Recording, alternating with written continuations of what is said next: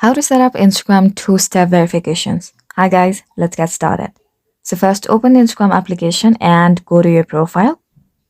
And now tap on the three horizontal lines in the top right corner of the screen to open the menu. And now tap on settings. Next, select security. And now tap on two-factor authentication. Click on the get started button. Toggle on the required security code option. Choose whether you want to receive your security code via text message or a third-party authentication app. If you choose to receive your security code via text message, enter your phone number and tap next. And if you choose to use a third-party authentication app, download and install the app of your choice, such as Google Authentication. Here I choose WhatsApp. And now simply follow the on-screen instruction.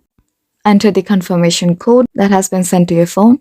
Once you've set up two-factor authentication, Instagram will send you a security code whenever you log in from a new device or browser. Enter the code to complete the login process. You can also screenshot the code that has been sent in order to remember it.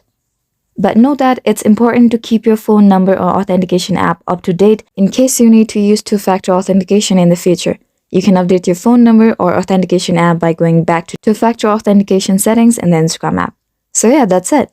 So this was a video on how to set up Instagram two-steps verification. I really hope this video is going to help you out, and thank you for watching till the end.